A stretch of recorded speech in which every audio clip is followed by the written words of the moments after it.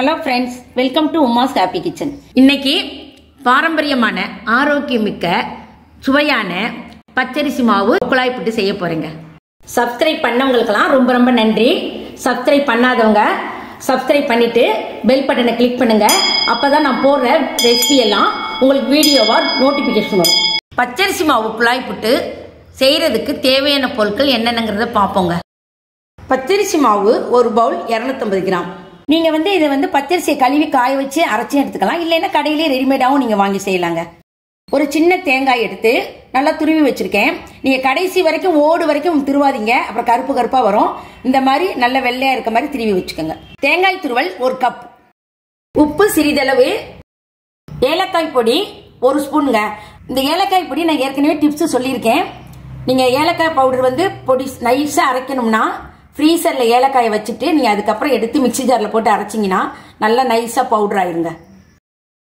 நெய் 1 ஸ்பூன், ஜீனி 4 ஸ்பூன். இந்த பச்சரிசி மாவு புட்டுக்கு நான் சுகர் ஒயிட் சுகர் எடுத்திருக்கேன். தேவைக்கேற்ப நீங்க வேணா நாட்டு சக்கரை கூட சேர்த்துக்கலாம். நாட்டு சக்கரை 4 ஸ்பூன். பச்சரிசி மாவு குழாய் புட்டு செய்ய தேவையான பொருட்கள் என்னென்னங்கிறத பார்த்துட்டோங்க. இனி வரும் வீடியோல சிவப்பரிசி மாவு குழாய் புட்டு, ராகி மாவு குழாய் புட்டு செஞ்சு காட்டுறேங்க. இன்னைக்கு பச்சரிசி மாவு குழாய் புட்டு எப்படி செய்யறதுங்கிறத பார்ப்போங்க. எடுத்து வச்சிருக்க பச்சரிசி மாவை நான் ஒரு கிண்ணத்துல போட்டுக்கிறேங்க. உப்பு நம்ம அதிகமா சேர்த்துடக்கூடாது. டீஸ்பூனுக்கு 1/2 ஸ்பூன் தாங்க நான் சேர்க்கிறேன்.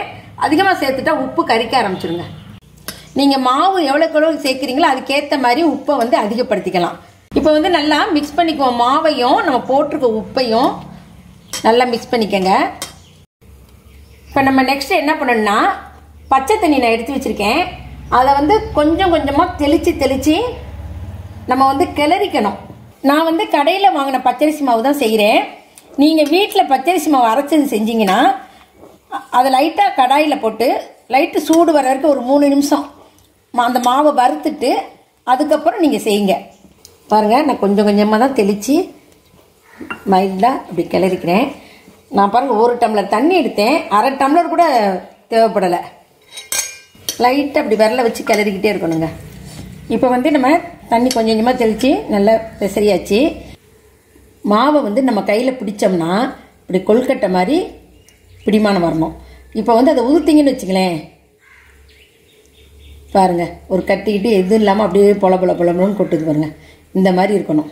இது தாங்க புட்டு மாவோட பாதம். ஒரு கட்டி இல்லாமல் இருக்கு பாருங்க.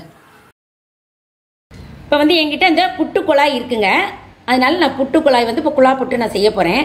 சப்போஸ் புட்டு குழாய் இல்லாதவங்க இட்லி சட்டியில் வைக்கிறதா இருந்தால் எப்பயும் போல இட்லியை வைக்கிறதுக்கு எவ்வளோ தண்ணி ஊற்றிங்களோ 2 டம்ளர் தண்ணியை ஊற்றி அதையும் ஒரு 10 நிமிஷம் 15 நிமிஷம் அவிச்சிட்டு நீங்கள் எடுத்துக்கணுங்க. இல்லைன்னா இடியாப்ப தட்டுன்னு விற்கும். அந்த தட்டில் கூட நீங்கள் இந்த புட்டை அப்படி உதிரியாக எடுத்து கூட வச்சு நீங்கள் வேக வச்சுக்கலாங்க. இப்போ இதில் ஒரு அச்சு கொடுத்துருப்பாங்க.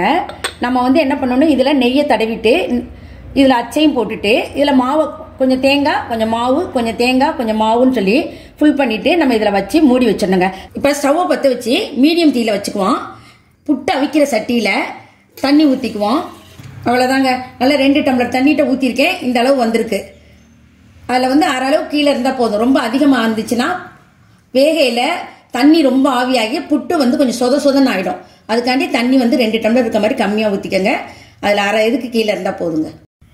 இப்போ இந்த தண்ணி கொதிக்கிறதுக்குள்ளேயும் நம்ம அந்த குழாயில் புட்டு மாவை போட்டு ரெடி பண்ணிடுவோங்க. இப்போ நம்ம புட்டை வைக்கிற குழாயில் கொஞ்சம் நெய்யை தடவிடுவோம். அப்போ நமக்கு எடுக்கையில் ஈஸியாக ஒட்டாமல் வந்துடுங்க. இப்போ நம்ம உள்ளே போடுற அந்த புட்டு தட்டிலையும் கொஞ்சம் நெய்யை தடவிடுங்க. 2 பக்கமும் நெய்யை தடவிட்டு நம்ம உள்ளே போட்டுருவோங்க. தடவிட்டோம், உள்ளே வச்சுருவோங்க. உள்ளே வச்சுட்டு இது கரெக்டாக செட் ஆகிடுச்சுன்னு பார்த்துக்கங்க. நம்ம அந்த புட்டு குழாயில் போட்டுருக்க சல்லடை சமநிலையில் கரெக்டாக இருக்கணுங்க. சைடாக இருந்துச்சுன்னா புட்டு மாவுலாம் சைடில் கொட்ட ஆரம்பிச்சுருங்க. இது கரெக்டாக இருக்கான்னு செட் பண்ணிக்கோங்க. ஃபஸ்ட்டு புட்டு குழாயில் 2 ஸ்பூன் தேங்காயை சேர்த்துக்குவோம். எடுத்தோன்னே மாவு போட்டக்கூடாது. ஏன்னா ஜல்லடையில் துளாராக இருக்கிறதுனால மாவு போட்டோம்னா கொஞ்சம் கீழே சிந்திரும். அதனால ஃபஸ்ட்டு தேங்காயை போட்டுக்கோங்க. நல்லா நிறைய 2 ஸ்பூன் தேங்காய் போட்டிருக்கேன். இந்த லைட்டாக அப்படி தட்டி விடுங்க. கிளறி வச்சிருக்க புட்டு மாவை ஒவ்வொரு ஸ்பூனாக இதில் சேர்த்துக்குவோங்க. ஒரு 5 ஸ்பூன் போட்டிருக்கேன். மறுபடியும் லைட்டாக தட்டி விட்டுக்கோங்க. அப்படி தட்டி விட்டாதான் கரெக்டாக செட்டில் ஆகிடும். இன்னொன்று ஈக்குவலாக இருக்குங்க. நெக்ஸ்ட் திருப்பியும் தேங்காய் துருவலை போட்டுக்குவோம். மறுபடியும் ஒரு 2 ஸ்பூன் போட்டுக்குவோம். மறுபடியும் லைட்டாக தட்டி விட்டுக்கோங்க. அந்த தேங்காய் துருவல் மேலே மறுபடியும் மாவு சேர்த்துக்கோங்க. நான் ஃபஸ்ட்டு 2 ஸ்பூன் தேங்காய் துருவல், அடுத்து 5 ஸ்பூன் வந்து மாவு போடுறேன். அதே மாதிரி மறுபடியும் 2 ஸ்பூன் தேங்காய் துருவல், 5 ஸ்பூன் மாவு போட்டிருக்கேன். இந்த லைட்டாக அப்படி தட்டி விடுங்க. அது மாதிரி ஃபைனலாகவும் நம்ம தேங்காய் துருவல் தாங்க போடணும். மறுபடியும் தட்டிக்கணும், அப்போ தான் செட்டில் ஆகும், அப்போ தான் ஈக்குவலாகவும் இருக்கும். மறுபடியும் நான் 5 ஸ்பூன் சேர்த்துருக்கேங்க மாவு. இந்த லைட்டாக அப்படி தட்டி விடுங்க. ஃபைனலாக இப்போ தேங்காய் துருவல் மறுபடியும் 2 ஸ்பூன் போட்டுருவாங்க. அவ்வளோதாங்க. இப்போ லைட்டாக நீங்கள் ப்ரெஸ் பண்ணி விட்டுக்கலாங்க. இப்போ பாருங்கள், நம்ம ஃபைனலாக தேங்காய் துருவல் போட்டு லைட்டாக அந்த ஸ்பூனை வச்சு நான் லைட்டாக ப்ரெஸ் பண்ணிக்கிட்டேன். அவ்வளோதாங்க. இதை வந்து இப்போ நம்ம அவிச்சு எடுத்துக்கணும். இப்போ மூடி போட்டுருவோம். லைட்டாக நீங்கள் வந்து லைட்டாக தட்டிடுங்க.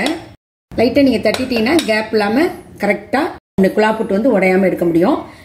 இப்போ நம்ம ஆவியில் வச்சு அவிச்சுக்கோங்க. தண்ணி நல்லா கொதிச்சிருச்சுங்க.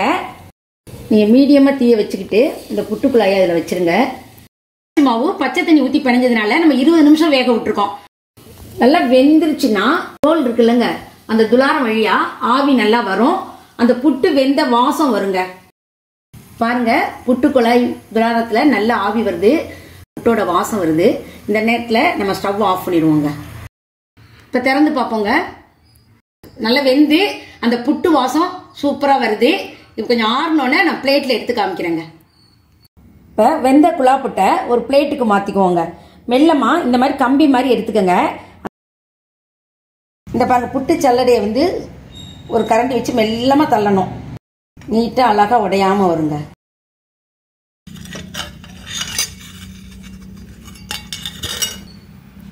பாருங்க, இந்த மாதிரி தான் புட்டு வந்து உடையாமல் அந்த குழா புட்டு வரணும்.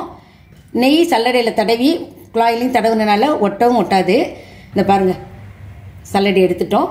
அடியில் வச்சிருக்க தேங்காய் பாருங்க, அடியில் வச்சிருக்கோம். இந்த நடுவில் தேங்காய் வச்சிருக்கோம், மேலே தேங்காய் வச்சிருக்கோம். நீங்கள் வந்து ஃபர்ஸ்ட் குழாப்புட்டில் தேங்காய் போட்டுடணும். அப்போதான் மாவு வந்து கீழே போய் ஒட்டாமையும் ஒரு மாதிரி ஈரப்பதம் எல்லாமே இருக்கும். நெக்ஸ்ட் வந்து மாவு, அப்புறம் தேங்காய் துருவல், அப்புறம் மாவு, அப்புறம் தேங்காய் துருவல். அதே மாதிரி கடைசியாக ஃபைனல்லையும் நம்ம வந்து என்ன பண்ணோம், கொஞ்சம் தேங்காய் துருவலை வச்சு மூடிடணுங்க. இப்போ பாருங்க, பச்சரிசியில் நான் குழாப்புட்டு செஞ்சுருக்கேன். எந்த புட்டு செஞ்சாலும் சரிங்க, அது சிகப்பரிசியோ பச்சரிசியோ ராகி புட்டு எது செஞ்சாலும் நான் கேரளா ஸ்பெஷல் கடலைக்கறி அவசியம் செஞ்சிருவேங்க. அந்த டேஸ்ட்டுக்கு அடிச்சுக்க வேறு எதுவுமே இல்லைங்க. அதே மாதிரி இந்த பச்சரிசி புட்டு செய்யலை நீங்கள் வந்து ஜீனி இல்லைன்னா நாட்டு சக்கரை போட்டு சாப்பிட்லாங்க. அதே மாதிரி வாழைப்பழம் வச்சு சாப்பிட்லாங்க. குழந்தைங்களுக்கு கூட நீங்கள் நாட்டு சக்கரை வாழைப்பழம் வச்சு கொடுக்கலாங்க. சூடாக இருக்கல நல்லா உதுத்துட்டு அப்படியே சுகர் போட்டு கொடுத்துருங்க. இதில் வந்து நீங்கள் சுகரை போட்டுருங்க. ஏன்னா இதில் தேங்காய் இருக்கிறதுனால நம்ம தேங்காய் சேர்க்கணும்னு அவசியம் இல்லை. அவங்கவுங்க டேஸ்ட்டுக்கு ஏற்ற மாதிரி நம்ம சாப்பிட்ற பெரியவங்க வந்து கடலைக்கறி வச்சு நம்ம சாப்பிட்டுக்கலாம். நாட்டு சக்கரை பிடிச்சா நாட்டு சக்கரையும் போட்டுக்கலாம்.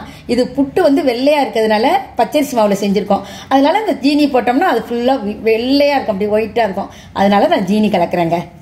சுவையான ஆவி பறக்கும் ஆரோக்கியமான பச்சரிசி மாவு குழாய் புட்டு ரெடி ஆயிடுச்சுங்க.